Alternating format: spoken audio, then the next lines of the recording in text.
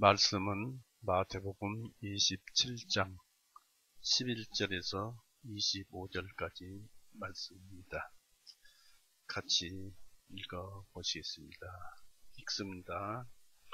예수님께서 청독 앞에 서시니 청독이 주님께 물어 말하기를 네가 유대인들의 왕이냐 하니 예수님께서 그에게 말씀하시기를 네가 말하고 있도다 하시고 수제사장들과 장로들에게 고소를 당하셨는데도 주님께서는 아무 대답도 아니하십니다. 그때에 빌라도가 주님께 말하기를 그들이 그대를 대적하여 얼마나 많은 것들로 증언하는지 너는 듣지 못하였느냐 하였으나 주님께서는 그에게 결코 한 말씀도 대답하지 아니하시니 청독이 심히 놀라워하니라. 이제 명절이 되면 청독은 백성들에게 그들이 원하는 죄수 한 명을 놓아주는 관리가 있었는데 그때 그들에게 바라바라 하는 유명한 죄수가 있더라. 그러므로 사람들이 함께 모여 있을 때 빌라도가 그들에게 말하기를 너희는 내가 누구를 놓아주길 원하느냐 바라바냐 아니면 그리스도라 하는 예수냐 하니 이는 빌라도가 사람들이 시기로 인하여 주님을 넘겨준 줄을 알았기 때문이었더라. 빌라도가 재판석에 앉아 있을 때 그의 아내가 그에게 보내어 말하기를 당신은 그 의로운 사람의 일에 아무 상관마소서. 이는 내가 이날 꿈에 그 사람으로 인해 많이 시달렸기 때문이다 하니라. 그러나 수제사장들과 장로들이 무리를 설득하여 바라바를 요구하고 예수님을 처형해 달라고 하니 총독이 대답하여 그들에게 말하기를 너희는 내가 이 두 사람 중에 누구를 놓아주기를 원하느냐 하니 그들이 말하기를 바라바요 하매 빌라도가 그들에게 말하기를 그러면 내가 그리스도라 하는 예수를 어떻게 하랴 하니 그들이 모두 그에게 말하기를 그를 나무에 달아 못 박으소서 하매 총독이 말하기를 어찌된 일이냐 그 사람이 무슨 악한 일을 행하였느냐 하나 그들이 더욱 소리를 질러 말하기를 그를 나무에 달아 못 박으소서 하니라. 빌라도가 아무것도 설득할 수 없고 오히려 소요가 일어난 것을 보고 물을 가져다가 그 무리 앞에서 자기 손을 씻으며 말하기를 나는 이 의로운 사람의 피에 대하여 책임이 없으니 너희가 그것을 당하라 하니 그때 모든 백성이 대답하여 말하기를 그의 피를 우리와 우리 자손에게 돌리소서 합니다. 같이 기도하시겠습니다. 사랑이 많으신 하나님 아버지, 오늘도 여전히 은혜의 날을 구원의 날을 이 날이 속하게 하여 주시오며 우리로 하여금 이 시대를 살아가게 하면서 이 시대를 배우고 또 그 시대 속에서도 여전히 하나님의 은혜가 태양처럼 빛나며 우리로 하여금 그 은혜를 받아 살 수 있도록 하게 하여 주시오니 감사합니다. 우리의 모든 삶은 주님의 손에 있사오니 주님께서 우리의 삶을 주님의 뜻대로 하시되 우리의 심령을 더욱 살찌워서 주님을 보고 주님을 향해서 노래를 하는 그러한 심령이 되도록 하게 하여 주시옵소서. 우리의 삶은 항상 부족하고 또 하나님을 잊어버리고 또 그렇게 삽니다. 항상 주님만 찾을 수 있고 또 찾게 하여 주시옵소서. 이 시간도 끝나는 시간까지 주님께서 우리와 함께 하여 주시옵소서. 우리를 죄에서 영원히 구원해 놓으시고 지금은 하늘 보좌 우편에서 우리와 함께 계시는 우리 구세주 예수 그리스도 이름으로 하나님 아버지께 기도 올려 싸움나이다. 아멘.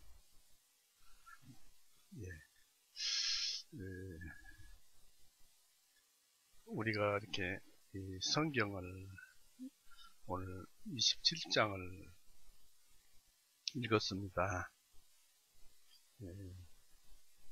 복음서, 사복음서, 마태복음, 마가복음, 누가복음, 요한복음, 이 사복음서를 공관복음이라고도 합니다. 그래서 이제 약간씩 그 시기와 순서가 이런 것이 다르게 기록되어 있지만, 이 마태복음의 26장, 27장, 28장은 각 그 복음에 다 이렇게 빠진 것도 있고, 또 새로 기록된 것도 있고, 보충된 것도 있고, 그렇게 기록되어 있습니다. 우리가 이제 최근에 이 마태복음을 26장에서부터 시작해서 계속 우리가 말씀을 들어서 또 이렇게 앞으로 전진을 해 나갑니다만은, 이 성경에서 마태복음 26장, 27장, 28장이 이와 같이 이제 느껴집니다. 하늘에 태양이 있고, 또 많은 행성이 있고, 주변에 달들도 있습니다만은, 이 마태복음 26장, 27장, 28장이 태양 같고, 구약의 여러 말씀이나 신약의 여러 말씀들, 행성 같기도 한, 저는 이제 그렇게 비유를 했습니다만, 그만큼 마태복음 26장, 27장, 28장이 너무 중요하더라. 성경 말씀은 다 중요합니다만은, 이 말씀에서 비롯되어서 다른 그 구약 복음 말씀도 증거가 되고, 신약 복음 말씀도 증거가 되기 때문에 우리가 특별히 그런 것에 신경을 쓰고 말씀을 드려야 되겠습니다. 예수님께서는 아침 일찍, 이 본문에 들어가서 예수님께서는 아침 일찍 빌라도 법정에 끌려오셔서 재판날은 아니었지만 빌라도에게 재판을 받으셨습니다. 전날 유월절 만찬을 하시고 밤에 한숨도 못 자고 재판받고, 그 다음날 새벽에 잠깐 쉬었다가 그 다음날 일찍 빌라도 법정에 끌려오셔서 재판날은 아니지만 빌라도에게 재판을 받으셨습니다. 사람이 하나님 아들을 재판한다는 것은 인류 역사상 처음 있는 일입니다. 이 예수님은 빌라도 앞에서 죄인 아닌 죄인이 되어서 신문을 받으셨습니다. 우리는 예수님께서 우리 대신 죄인이 되지 않으셨다면 우리가 감히 하나님 앞에 서거나 그 면전에 얼굴을 들 수가 없을 것입니다. 주님께서 신문을 받는 것은 우리로 하여금 죄에서 해방되도록 하기 위함입니다. 그것은 죄에 대해서 예수님께서 저항하지 않으시고 우리 대신 죽으셨기 때문입니다. 죄와 싸우지 않고 죄에 의해서 죽으셨습니다. 여기서 우리가 죄에 대해서 무반응이라면 우리 옛사람은 죄와 상관없는 사람이라는 것입니다.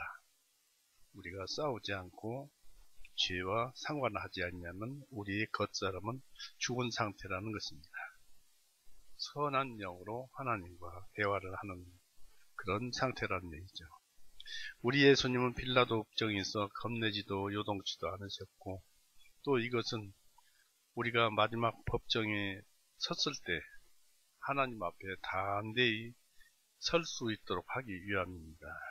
예수님은 구약에 포도원을 빼앗긴 나봇처럼 신문을 받으실 때 사람들 가운데 높이 세움을 입었어요.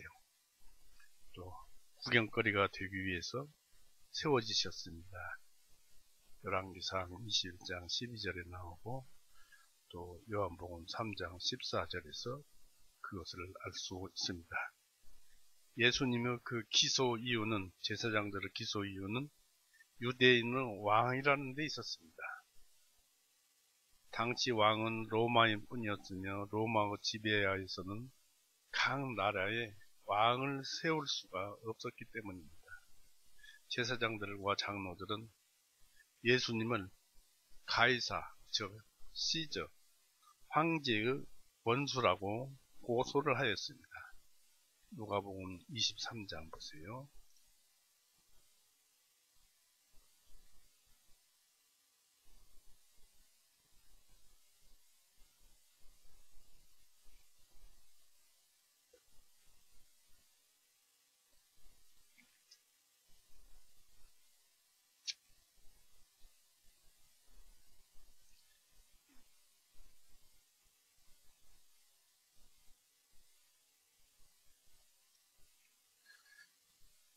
23장 2절에 주님을 고소하기 시작하여 말하기를 우리가 봄에 이자가 민족을 그릇되게 하고 가이사르에게 공세 내는 것을 금하며 말하기를 자기가 그리스도 곧 왕이라고 하였나이다. 이렇게 고소를 했어요. 고소 내용이 이것입니다. 이것이 죄명이었어요. 제사장들과 백성들은 영적인 하늘의 왕이신 예수님을 땅의 왕으로 격화시켜서 빌라도에게 억지로 고소하였던 것입니다. 이 빌라도는 예수님을 신문하기를 내가 유대인들의 왕이냐고 물었을 때 주님은 11절에 내가 말하고 있도다 라고 말씀하셨습니다. 이 대답에 앞서서 주님은 요한복음 18장 35절 36절로 말씀하셨습니다. 찾아보시겠습니다.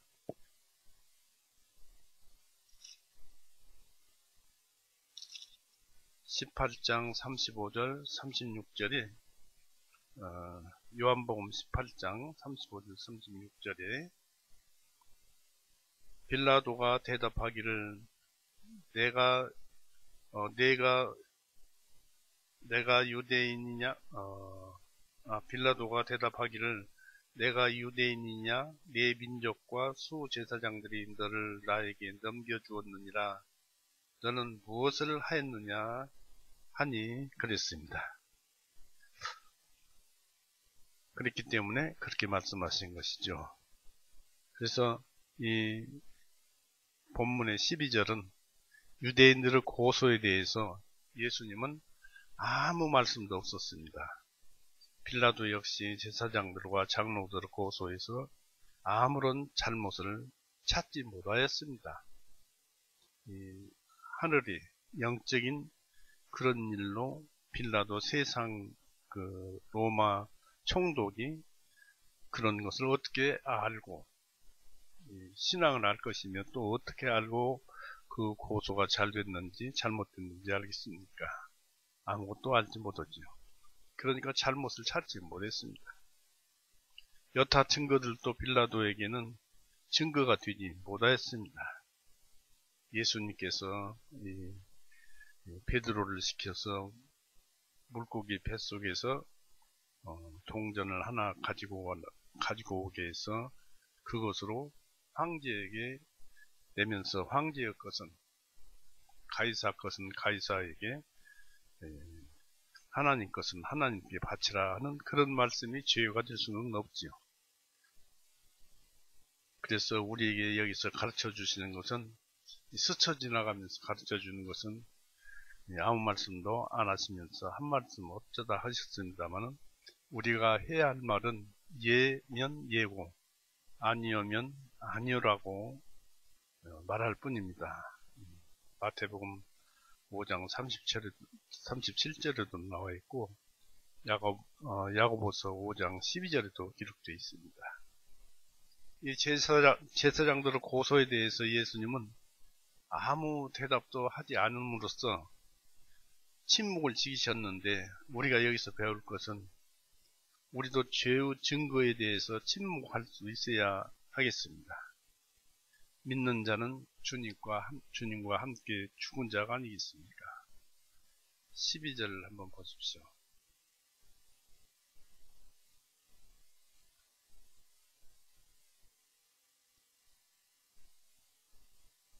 수제사장들과 장로들에게 고소를 당하셨는데도 주님께서는 아무 대답도 아니하시니라고 했습니다. 대답할 필요도 없고 그랬기 때문에 그냥 대답이 없었습니다. 그리고 또 우리가 또 일반 죄에 대해서 누가 증거를 하면은 그것에 대해서 침묵할 수도 있어야 합니다. 침묵을 해야지 그렇지 않으면 죄를 자꾸 그 말에서 끄집어내고 그 말에서 끄집어내고 그렇습니다. 이 주님은 제사장들의 증거에 대답할 이유가 없었습니다. 또 주님은 이렇게 의도하시는 하나님의 공의 요구에 응답하기 위해서 자신을 희생제물로 바치려고 했던 그 아버지와 주님 사이에 놓여있는 중요한 일이 마음에 가득 차 있어서 주님을 거스르는 증거에는 예수님께서는 조금도 마음이 가지 않으셨습니다. 바로 지금 심판을 받는 빌라도 재판을 받는 지금 이때는 예수님의 때예요. 예수님의 때가 왔고 아버지의 뜻에 순종하려고 하셨습니다. 여기서 우리는 주님처럼 침묵해서 생명을 잃는 일을 당해서는 안 됩니다. 왜냐하면 우리는 주님처럼 우리의 생명을 스스로 주관할 수 있는 자가 아니기 때문입니다. 또 우리는 주님의 때를 우리는 우리의 때를 알 수가 없습니다. 그러므로 이럴 경우는 우리는 욕을 받되 대신 상대에게 욕하지 말아야 한다는 것을 배워야겠습니다. 베드로전서 2장 보십시오.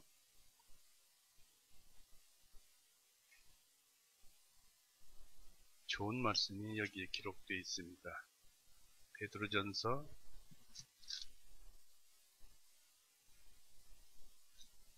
2장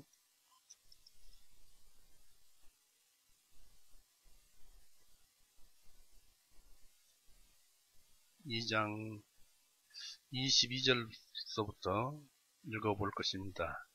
25절까지 읽으랍니다. 22절에서부터 베드로전서 2장 22절 그분께서는 죄를 범하실 수 없으시고 그분의 입에는 교활함도 없으시며 모욕을 당하시나 다시 모욕으로 갚지 아니하시고 고난을 당하시되 위협하지 아니하시고 의롭게 심판하시는 분께 자신을 맡기시며 친히 나무 위에 달려 자신의 몸으로 우리의 죄들을 담당하셨으니 죄들에게 죽은 우리로 하여금 의에 대하여 살게 하려 하심이라.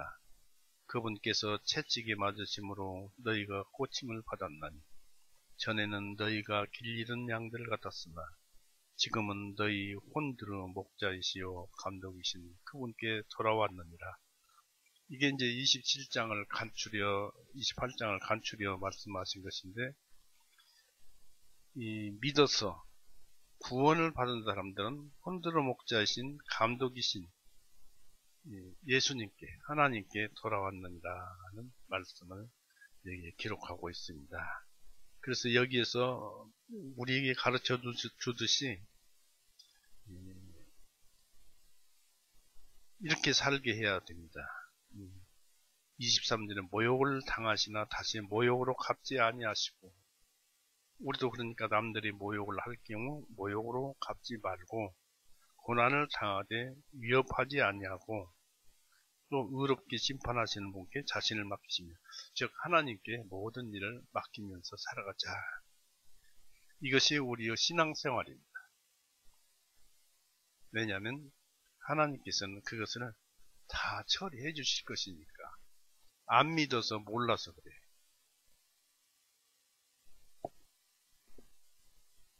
이것이 바로 우리 자신을 죄에 대해서 죽었다, 옛사람은 죽었다라고 말하는 것입니다. 그런데 빌라도는 주님께 제사장들의 증거에 대답할 것을 강요를 하였습니다. 얼마나 많은 것들로 증거하는데 너는 그것을 듣지 못하였느냐라고 13절에 기록되어 있습니다. 그러나 주님께서 바로 이 하나님의 아들이시니까 사자오를 터뜨리며 유대 나라는 허공이 될 대답을 하셔야 되겠습니까? 만약에 예수님이 나는 잘못 없다고 하면서 큰 말씀으로 유대 나라를 이 허공으로 날려버릴 수도 있습니다. 그런데 우리의 구원을 위해서 아무 말씀도 없으셨죠. 그들이 증거하는 내용은 바로 누가복음 23장 3절 5절에서 나와 있고 요한복음 19장 7절에서도 잘 알 수 있습니다. 요한복음 19장 7절 보세요.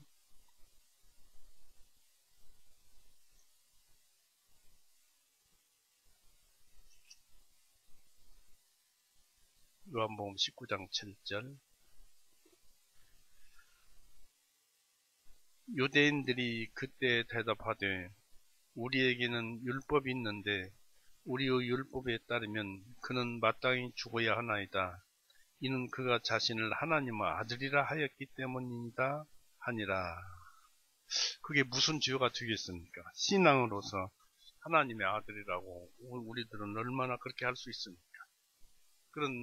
그들은 그 제사장들은 그것을 받아들일 수가 없었어요. 그것이 죄의 제목이. 그러면서 이제 이 빌라도는 그렇게 말을 하니까 너는 듣지 못하였느냐? 라고 이제 빌라도가 이제 질문을 하니까 주님께서는 잠잠하셨어요. 왜 못 들으셨겠습니까? 그날 빌라도 재판을 신문을 받는 그날은 주님의 인내의 날이기 때문입니다. 그리고 마지막 심판 때 잠잠하지 않을 것이기 때문에 지금은 잠잠하신 것입니다. 그렇다고 시편 50편 3절에서 6절에 기록되어 있습니다. 빌라도는 놀랄 만큼 침묵하시는 주님을 두려워하며 기이 여기셨습니다. 세상에는 자신을 변호하지 않는 사람이 하나도 없기 때문입니다. 20절에서 백성들이 놀랄 만큼 주님을 나무에 못 박도록 빌라도에게 강요하고 있었습니다. 제사장들은 백성들로부터 존경받으며 그들은 모든 말들을 우상처럼 받들었으며 이 권위로 예수님을 대적하는 데 사용했고 심지어 그들이 할 수 없는 일은 불량배들을 시켜서 목적을 달성하는 것을 봅니다. 20절 한번 보십시오.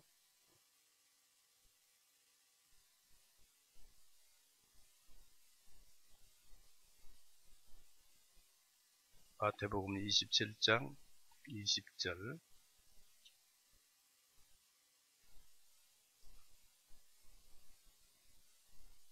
그러나 수제사장들과 장로들이 무리를 설득하여 이제 선동을 하는 것이죠. 설득하여 바라바를 요구하고 예수님을 처형해 달라고 하니 그런 말씀이 기록되어 있습니다. 즉 바라바를 예수님보다 더 낮게 백성들은 여겼고 주님보다는 바라바를 놓아주기를 원하였습니다. 16절, 17절 보십시오.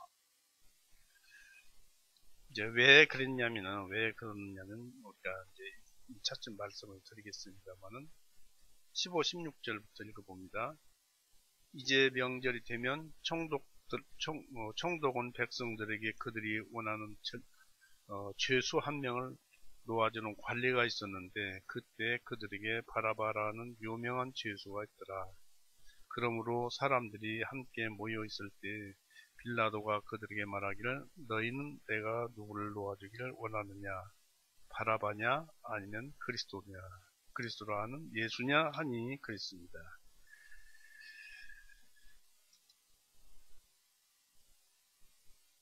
이 당시에는 유대인들의 의견에 따라서 이 6월절에는 한 명의 죄수를 놓아주는 것이 로마 총독에 의해서 전례되어 왔던 것 같습니다. 15절이 그렇게 기록되어 있죠. 그것은 유월절을 더욱 영예롭게 하며 또 그들의 출애굽을 기념하는 그 날에도 그 이익이 이 날짜가 또 이렇게 하는 것이 맞는다고 생각됩니다. 그것은 관습이었고 유대인들의 왕들에 의해서 전해져 왔다고 볼 수 있습니다. 그러나 그 관습은 옳지 못했습니다. 공의에 대해서 거침돌이고 사악한 자에게는 희망을 주게 되었습니다. 왜냐하면 그날 하나 죄수를 놓아준다는 것은 죄수가 아무런 대가도 없이 풀려나는 것이기 때문에 그렇습니다. 그러나 이날 지금 예수님을 신문하는 그날 이런 섭리 전개는 놀랍도록 출애굽과 우리의 구원을 연상케 합니다. 바라바는 이스라엘과 우리를 상징합니다. 또 예수님은 한 어린 양을 상징하고 빌라도는 공의와 사랑의 집행자로 상징되고 있습니다. 바라바를 풀어주면 이스라엘 또는 우리들을 죄에서 해방시켜줌을 드러냅니다. 상징하고 표현하고 있습니다. 예수님을 사형에 내어주면 우리의 모든 죄들을 대속하시는 그 대속제물이셨음을 연상케 합니다. 성경 전체가 이런 식으로 기록되어 있다고 할 수 있습니다. 또 섭리도 그렇게 되어 있고 그렇습니다. 또 모든 진리가 여기에 맞춰져 있고 세상 돌아가는 것도 여기에 맞춰서 돌아가고 있습니다. 이 죄인들을 용서하고자 하시는 하나님의 긍휼하심과 자비를 어찌 감출 수가 있으시겠습니까? 성경 전체가 그렇다는 것입니다. 이 바라바는 유명한 죄수라고 16절에 우리가 읽어봤죠. 유대에도 로마에도 악한 자였습니다. 밀란을 일으키는 자요, 살인자요, 강도라는 그런 큰 죄를 가지고 있고 그런 죄는 공의의 칼에 의해서 처형당하는 큰 죄였습니다. 바라바는 이 세 가지를 다 범한 죄인이었습니다. 누가복음 23장 보세요.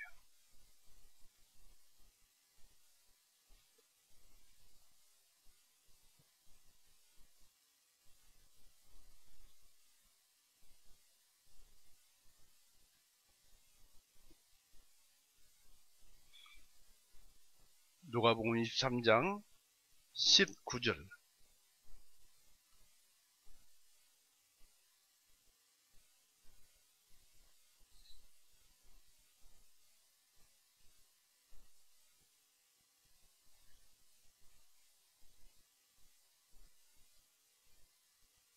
그는 그 성읍 안에서 일어난 어떤 폭동과 살인을 인하여 감옥 안에 갇힌 자였더라고 했습니다.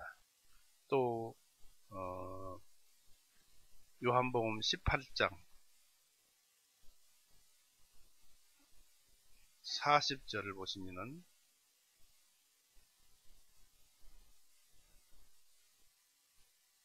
요한복음 18장 40절에는 그때 그들이 모두 다시 소리질러 말하기를 이 사람이 아니라 바라바입니다 하니 바라바는 강도더라 하고 기록되어 있습니다.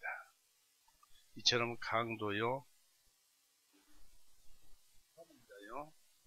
밀란을 일으킨 그런 참 흉악한 범죄자였습니다. 이게 바로 누굽니까? 오늘날 우리입니다. 하나님께서는 형제에게 욕하는 자, 이런 자는 살인자라고 불렀습니다. 탐심을 내면 도둑질한 자로 성경은 말을 하고 있습니다.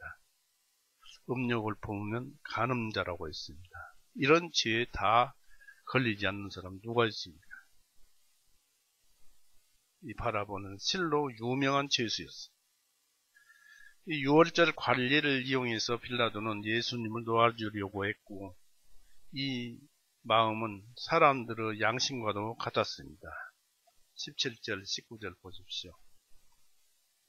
그러므로 사람들이 함께 모여 있을 때 빌라도가 그들에게 말하기를 너희는 내가 누구를 놓아주기를 원하느냐 바라바냐 아니면 그리스도라 하는 예수냐 하니 이는 빌라도가 사람들이 시기로 인하여 주님을 넘겨준 줄 알았기 때문이었더라.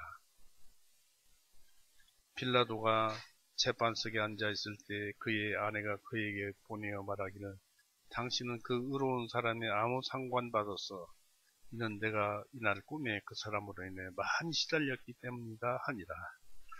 바로 사람 양심은 바로 예수님이 의로운 사람이었습니다.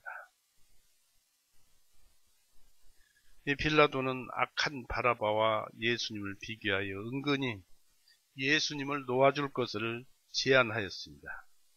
하지만 빌라도는 자신에게 주어진 그 강력한 권리로 주님을 놓아줄 수 있었어요. 자기가 최고 총독이니까 사형할 수 있는 권한도 자기가 가지고 있으니까 그 사람이 의로운 사람이라면 사형을 시키지 못하겠다 하고 한번 결정을 내리면 그것도 끝입니다. 그렇지만 빌라도는 자신에게 주어진 강력한 권리로 주님을 놓아줄 수 있었지만 그런 용기가 없어서 백성들의 선택에 의해서 주님을 놓아주려고 바라바를 앞세워 내세운 것입니다. 곧 자신의 양심과 백성의 마음을 동시에 만족시키려고 하였습니다. 이런 생각을 기회주의적인 태도라고 합니다. 양심과 세상을 동시에 좋게 하려고 비교나 속임수를 사용하는 것은 하나님보다 사람을 기쁘게 하려는 자들의 공통적인 행동입니다. 그러나 백성들은 빌라도와 다르게 그 선택은 놀랍게도 바라바였습니다. 빌라도 질문에 주님을 죽이고자 제사장들과 장로들이 권위를 내세워서 백성을 회유하고 또 바라바를 놓아달라고 설득시키는데 분주하였습니다. 20절이 그렇죠. 설득하기를 예수님을 사탄과 연합한 자라며 바라바는 그렇지 않다고 설득하였습니다. 동시에 예수님을 처형할 것을 강력히 요구케 하였던 것입니다. 빌라도가 그들에게 말하기를 그러나 제사장들과 장로들이 무리를 설득하여 선동하여 바라바를 요구하고 예수님을 처형해달라고 하니라고 20절에 기록되어 있습니다. 이 사악한 제사장들은 자신들의 권한을 남용하였습니다. 이날은 주님의 날이므로 하나님께서도 가만히 지켜보시기만 하였습니다. 제사장들과 장로들의 유압적인 회유에 백성들은 마침내 선택을 하였습니다. 21절 보시죠. 총독이 대답하여 그들에게 말하기를 너희는 내가 이 두 사람 중에 누구를 놓아주기를 원하느냐 하니 그들이 말하기를 바라바요 하매 그랬습니다.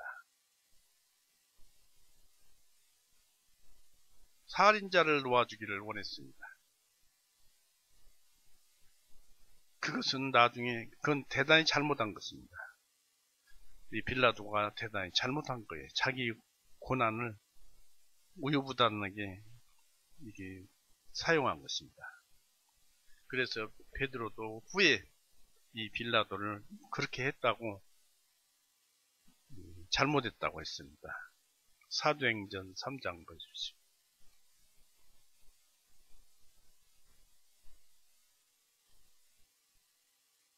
사도행전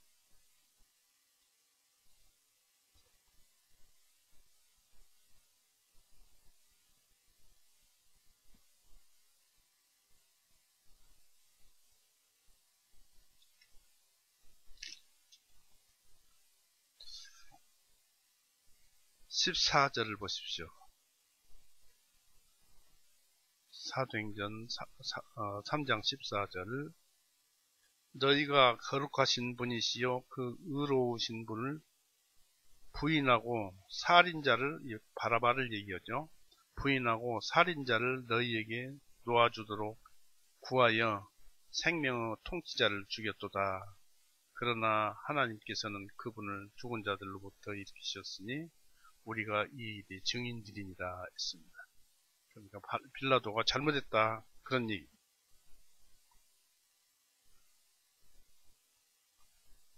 하나님보다는 곧 세상 지도자를 택한 그들은 자신들의 허망한 것을 선택하였습니다. 세상은 참 허망합니다. 지나고 나면 아무것도 남는 게 없어요. 지나간 시간 속에 파묻혀져 버립니다. 진리만, 우리 가슴 속에 남아있는 깨우쳐진 진리만 영원히 남아있지, 그 외의 것은 전부 세상이라는 속에, 시간이라는 그 속에 참 묻혀져 버리고 없습니다. 여기서 백성들은 무엇을 주장하였습니까?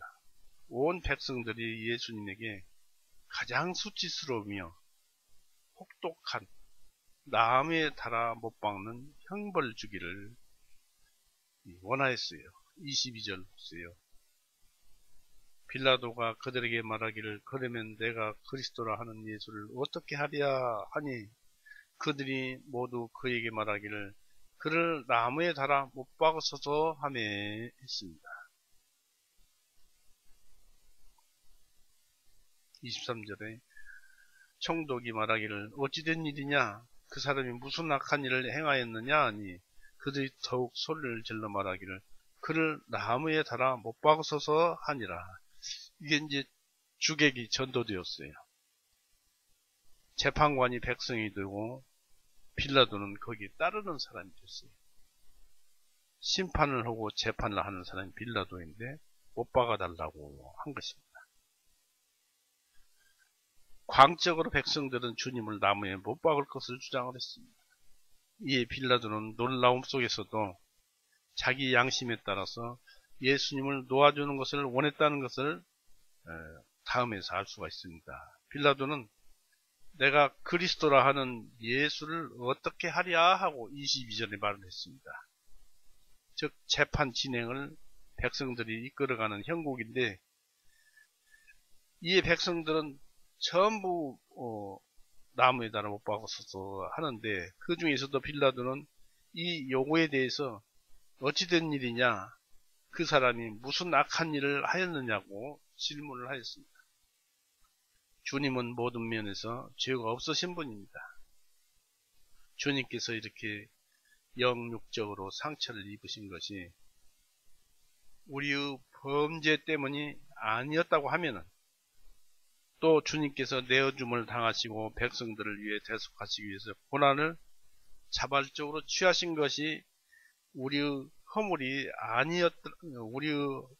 우리 허물 때문이 아니었다면 우리는 지금까지 결코 언급되거나 행해지지 않았던 이런 사람에 대한 지나친 고난들이, 예수님에 대한 지나친 고난들이 세상을 지배하며 마침내는 그렇게 하도록 예수님께서 죽으신 일을 허락하신 섭리의 공와 공평에 의해서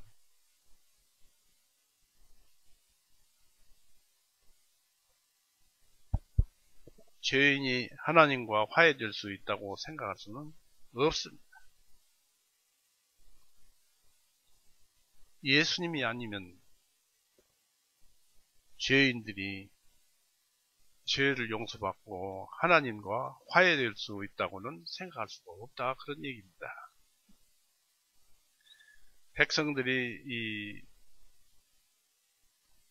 여기에서 전제에 대해서 증거를 주장하지 않고 결론만을 결정했어요.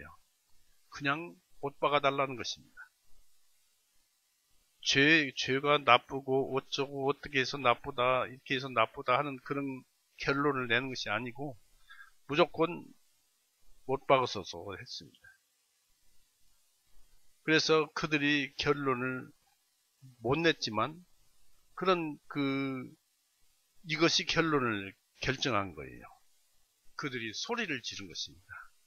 소리를 지름으로써 부족한 증거를 채우고 이 불우한 재판관은 주님의 비유처럼 끊임없이 조르는 것에 못 이겨서 불공평한 판결을 해버렸습니다. 더구나 바라바의 일로 재판날을 연기할 수도 없게 되어버렸습니다. 누가복음 18장 4절 5절에 보면은 불우한 재판관 때문에 한 여인이 하도 졸으니까 판결을 해 주시지 않겠느냐는 예수님의 말씀이 있습니다만 그렇게 결정이 되어버렸어요.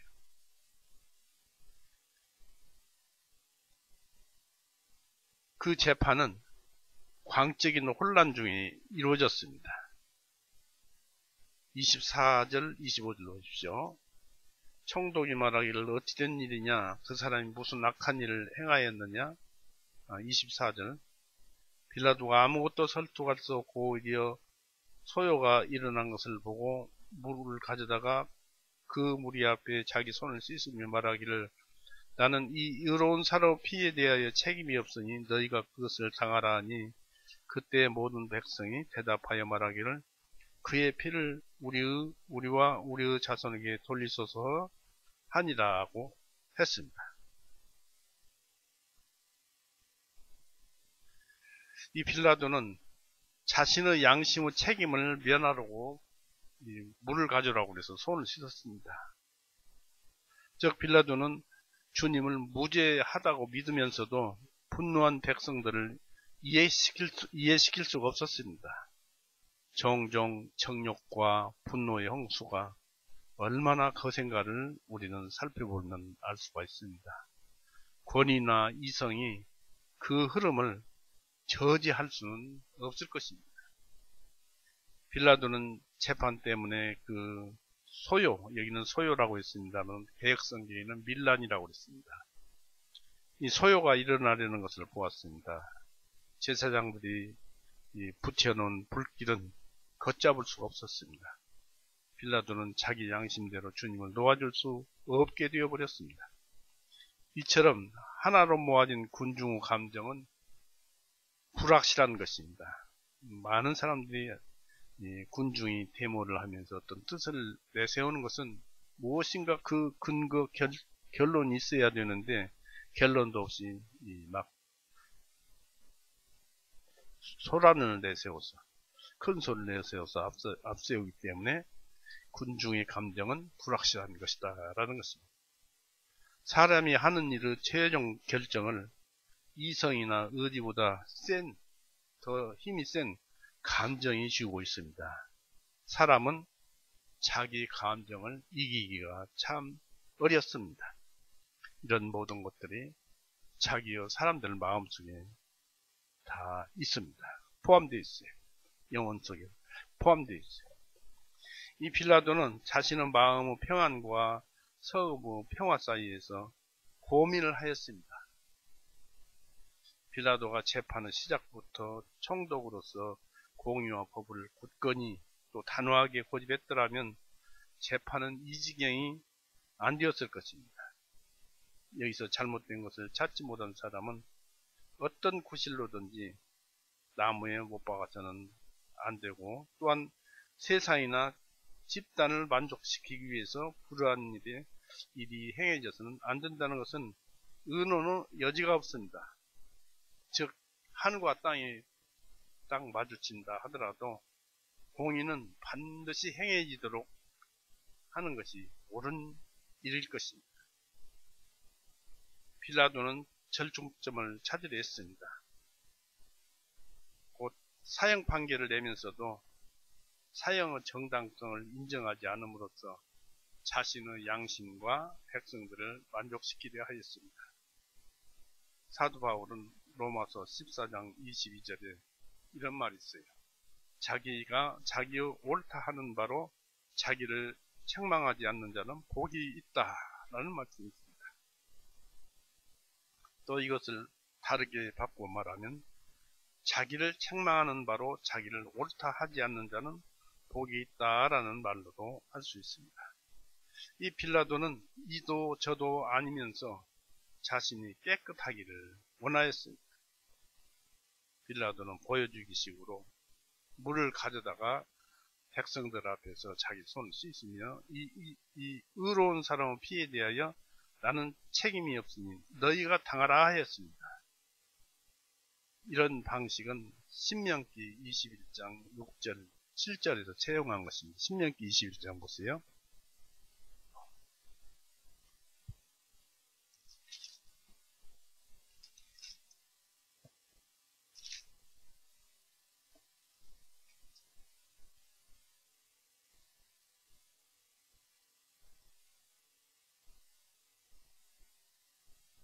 여기 보시면은 어떤 사람이 어떤 성읍 부근에 까닭도 없이 살해가 되어서 시체를 본 것입니다.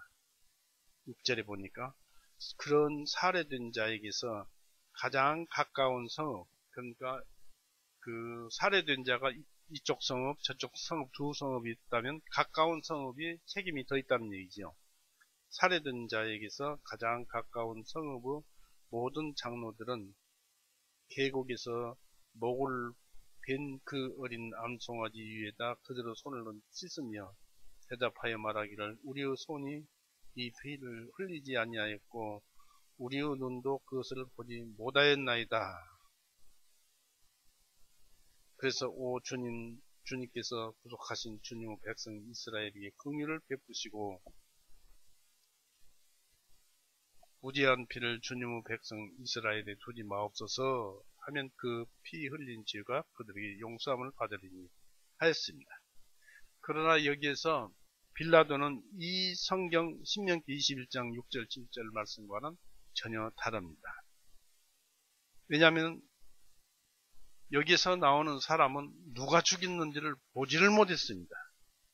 또 어떤 죄를 지었는지도 모릅니다. 그러나 예수님은 확실하니 제사장들에게 끌려왔고 잘잘못을 알고 빌라도도 예수님을 시기에서 넘겨준 것을 알고 그렇기 때문에 예수님을 죽이는 사형 판결을 내려서는 안 되었습니다. 즉 빌라도의 그 생각은 판결은 성경에 어울리지 않았습니다. 왜냐하면 눈으로 양심으로 보았기 때문입니다. 주님이 죄 없는 줄 알았기 때문입니다. 또 주님을 정죄하고 주님의 피에 대해서 자신은 무죄하다고 말하는 것은 말이 성립되지가 않습니다. 양심을 속이는 것입니다. 빌라도는 자신을 무죄하다고 하였지만 하나님께서는 그것을 빌라도를 죄가 있다라고 하였습니다. 사도행전 4장 보세요.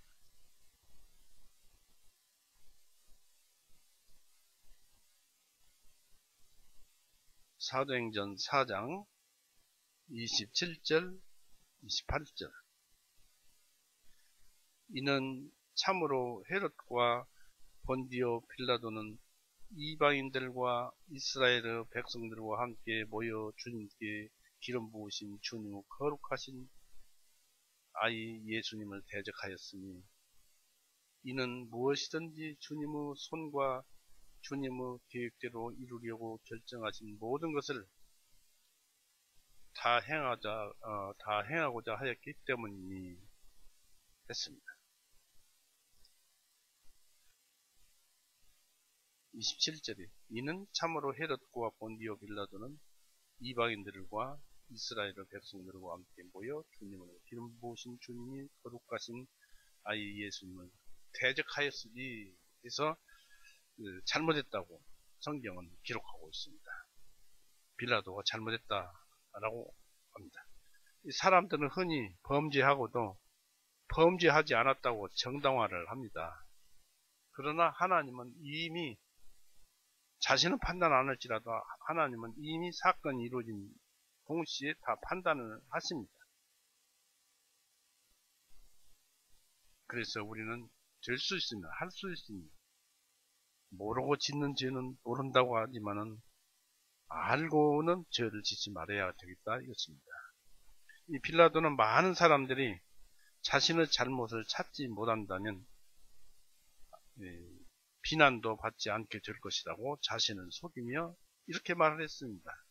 나는 책임이 없으니 너희가 그것을 당하라 하고 24절에 얘기를 합니다.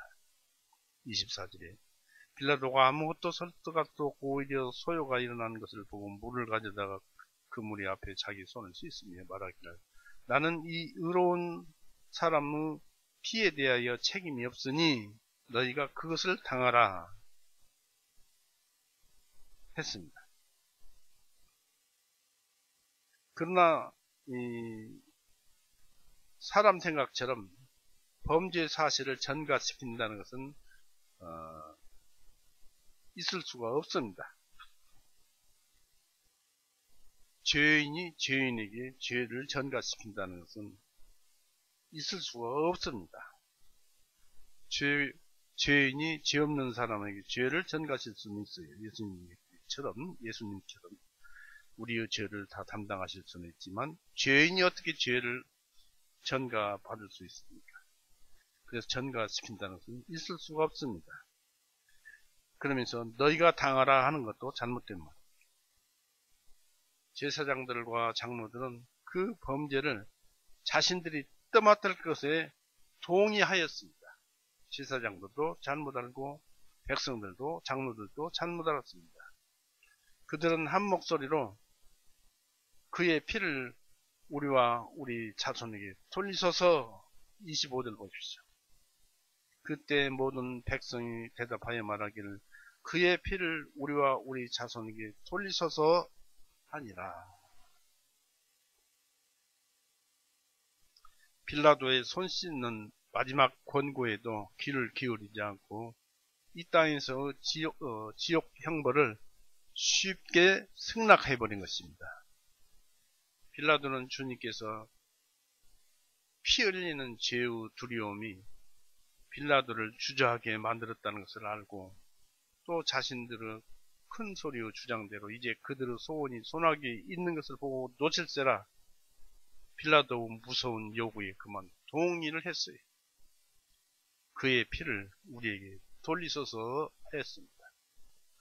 여기서 죄인 된 자들은 죄에 대해서 아까도 말씀을 드렸습니다만 서로 죄를 대신할 수 없다는 것입니다.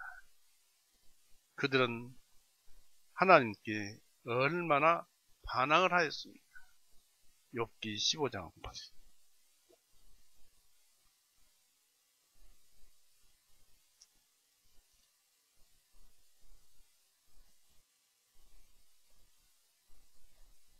욥기 15장 25절. 이는 그가 하나님을 대적하여 자기 손을 내밀고 또 전능하신 분을 대적하여 스스로 힘을 두르기 때문이라. 그가 하나님께 달려드니 심지어 그분의 목까지 그분의 방패의 두터운 중심부까지 달려드니 그랬습니다. 이 사람이 어떻게 버텨나겠습니까? 하나님께 반항하는 자가. 백성들은 심지어 태어나지도 않은 자손들에게까지도 책임을 돌릴 것을 간구하였습니다. 눈에 보이지 않았던 그들의 간구는 1차적으로 서기 70년에 이루어졌어요. 예루살렘에 있는 성전이 불타고 많은 백성들이 로마 군병들에 의해서 죽었습니다. 그 이후에 이스라엘 백성들은 유랑민으로 온 유럽을 떠돌아서 세계 각지를 돌아다니면서 살았고 이스라엘이라는 국가를 1948년에 다시 세웠으나 그 민족은 참 유대민족이 아니다라는 말을 들었어요. 설령 그들이 참 유대민족이라고 해도 오늘날까지 전쟁 등 평안이 없습니다. 노아의 셋째 아들 함에게 내린 저주는 오늘날까지 유효한 것처럼 보입니다. 다시 말해서 이 자손들에게 내려진 그 핏값은 그대로 내려진 걸로 보입니다. 그렇지만은 하나님께서 아브라함에게 주어진 축복의 약속은 예수님이셨는데 예수님을 죽임으로써 그들은 하나님과 약속된 모든 축복을 잃어버렸다 하겠습니다. 그러나 이제 그들 중에 어떤 사람이나 그들 후손들 중에 어떤 사람에 대해서 이 피는 정죄가 아니라 구원하려고 왔습니다. 신적인 자비는 그들의 회개와 믿음에 근거하여 이 저주를 풀고 아브라함과의 약속은 또다시 그들 후손에게 적용되었습니다. 로마서 10장 보십시오.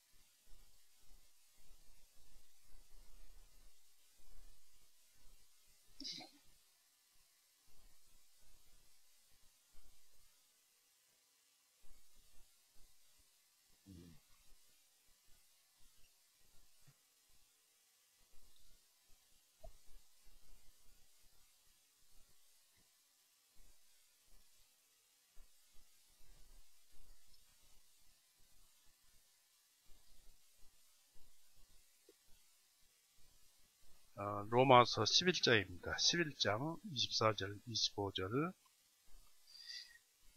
이는 만일 내가 본래 야생 올리브나무에서 잘려나가 본성을 거슬려 좋은 올리브나무에 접붙임을 받았다면 하물며 본래의 가지들인 이들이야 자신의 올리브나무에 얼마나 더욱더 많이 접붙임을 받겠느냐.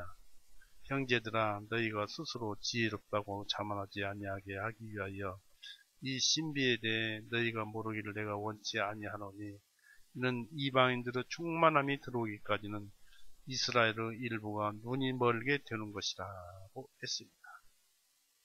그러니까 우리 그 이방인들이 충분히 완전히 구원을 받은 뒤에야 비로소 이제 이스라엘 사람들이 아브라함의 약속과 연결이 돼서 축복을 받는 것입니다. 하나님은 지금은 우리들보다 후손에 대해서 더 관대하신 분이십니다. 그래서 하나님을 믿는 자는 누구든지입니다. 마가복음 9장 37절 보십시오.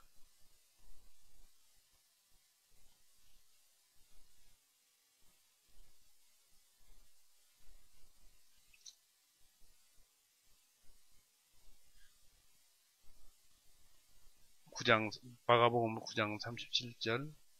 누구든지 내 이름으로 이런 어린 나이들 중 하나를 영접하면 곧 나를 영접하는 것이요. 누구든지 나를 영접하는 것이 아니라 나를 보내신 그분을 영접하는 것입니다 하십니다. 하나님을 영접하시는 것이다 이것입니다. 누구든지입니다. 그런데 어떻게 영접을 합니까? 방법이 없어요. 딱 믿는 거 하나입니다. 믿는 것도 사람이 믿어서가 아니에요. 하나님께서 주시는 믿음을 옳다고 우리가 믿으면 그것이 믿음이에요. 결국 우리의 믿음이 작용하지 않느냐 하는데 그것이 아니에요. 그 우리가 믿음을 받아들이게 하는 그 믿음 자체도 하나님께서 우리에게 주셨기 때문에 그렇게 믿는 것입니다. 모든 것이 하나님의 뜻에 의해서 이루어지는 것입니다. 로마서 10장 11절 보십시오.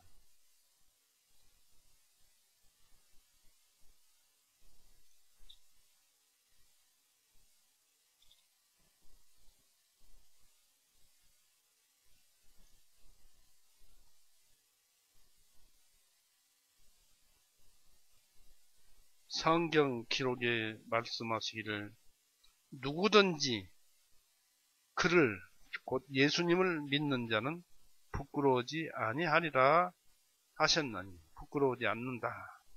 즉 죄인이 아니다라는 얘기. 누구든지. 그래서 오늘날은 누구든지 사람이라면 누구든지 이 말씀을 믿으면은 하나님의 아들이 되는 것입니다. 한 구절 더 읽겠습니다. 요한 1서 4장 15절.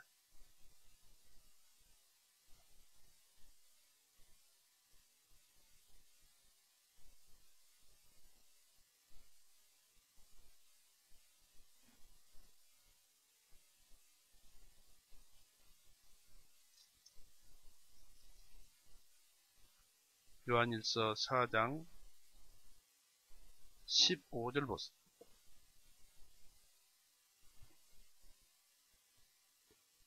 여기서도 누구든지입니다. 누구든지 예수님이 하나님의 아들이심을 고백하며 하면 하나님께서 그 사람 안에 거하십니다. 거하시고 그 사람이 하나님 안에 거하느니라 했습니다. 믿으면 되는 거예요. 그런데 믿음은 들음에서 나고 들음은 하나님의 말씀에서 있고 사람이 마음으로 믿어 의에 이르고 입으로 시인하여 구원에 이르는 것입니다. 곧 이것은 구원에 이른다는 것은 죄사함을 받는다는 것입니다. 따라서 우리는 성경 말씀을 항시 마음속에 기록하고 새겨두어서 믿읍시다. 그리고 이제 우리가 알 것은 이런 성경 말씀을 우리가 읽어 나가다 보니까 우리가 어떻게 살아야 할 것인가, 또 어떻게 행함을 가지고 살아야 할 것인가. 믿기만 하면 되지만은 그 믿음에 의해서 온전히 사람들이 그 능력을 어떻게 행하는지를 모르기 때문에 그것을 배워야 합니다. 그러나 먼저 우리는 믿어야 됩니다. 그래야만이 모든 것을 얻을 수가 있는 것입니다. 갈라디아서 3장 27절 한 절만 읽고 마치겠습니다.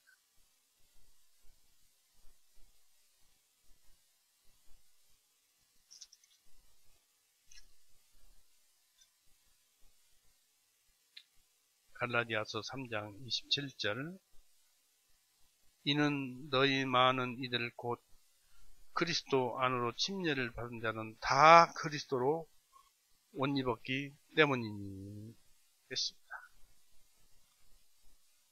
여기서 그리스도 안으로 침례를 받은 자는 했는데 침례라는 것은 죽는 것을 말을 합니다. 예수님과 함께 죽었고 예수님과 함께 산 자는 결국 성경 말씀을 믿는 자는 그리스도로 옷 입었다. 우리 안에 사시는 분은 예수님입니다. 의인은 믿음으로 말미암아 살리라. 우리는 믿음 속에 생이 유지되고 믿음 속에서 살아가고 있어요. 이제는 그럴 수밖에 없어요. 구원받았으면 의인은 믿음으로 말미암아 살리라는 말씀대로 믿음 속에 생이 유지가 되고 믿음 속에서 살아가는 거예요. 그래서 우리는 이 믿음으로 온전히 예수님을 알고 또 예수님의 그 크신 일을 알므로써 성경을 믿고 또 믿음을 주시면 그를 받고 우리는 살아야 합니다. 어떻게 살아야 하는가는 차츰 이 성경을 27장, 28장, 26장, 27장, 28장을 보아가면서 알 것입니다. 지금 우리가 지금까지 읽은 속에서도 우리 예수님의 사랑은 계속 빛나고 있는 것입니다. 또 예수님의 긍휼하심은 계속 빛나고 있는 것입니다. 그것을 이제 하나둘 더듬어 가면서 우리 것으로 삼아 보는 것입니다. 그래서 이것이 성경의 가장 밝게 비춰주시는 복음이라는 것을 아시기 바랍니다. 오늘 이렇게 해서 마칠까 합니다. 같이 기도하시겠습니다. 살아 임하신 하나님 아버지, 오늘도 말씀을 두서없이 전했습니다. 그러나 이 말씀 속에서 주님을 하시고자 하는 그 뜻은 다 들어있는 줄 압니다. 주님께서는 우리로 하여금 참으로 올바른 믿음을 가지게 하고 그 걸음걸이를 기회주의적인 자가 되지 않게 하시며 또 우리로 하여금 모든 일에 선택을 확실히 해서 주님의 말씀을 믿고 주님의 말씀을 따라가는 우리가 되도록 하게 하여 주신 줄 압니다. 또 오늘 말씀에서는 예수님께서 점진적으로 더욱더 고통 중에 들어가고 있음을 알게 됩니다. 주님의 고통을 우리는 이 성경을 통해서 우리가 음미하고 마음속에 그 고통을 맛봅니다. 갈수록 더욱더 주님의 그 크신 은혜와 긍휼하심과 사랑을 우리 마음속에 더욱 키워 주옵소서. 주님께서 주시는 사랑만이 모든 것을 행할 수 있는 줄 압니다. 모든 것을 누리고 기뻐할 수 있는 줄 압니다. 주님, 우리를 지켜주시옵고 사랑하여 주시옵소서. 또 바라옵기는 우리 주변의 가족들, 사람들은 이 세상에 살면서 그 연속성 상에서 무슨 일을 할 때 먼저 그런 방식으로, 세상 방식으로 생각을 해서 안 된다는 그런 생각에 젖어 있습니다. 주님의 말씀은 능력이고 모든 것을 하시는 능력이 주님의 능력인 줄 압니다. 그런 것에 맡겨서 주님을 믿고 살아가게 하여 주시오며 언제나 우리도 그런 믿음 속에서 살게 하여 주시옵고 그런 속에서 우리를 더욱더 한 걸음 한 걸음 앞으로 나가게 하여 주시옵소서. 오늘도 주님의 은혜에 감사드리며 우리를 사랑하시는 우리 구세주 예수 그리스도 이름으로 아버지께 기도 올렸사옵나이다. 아멘. 마치겠습니다.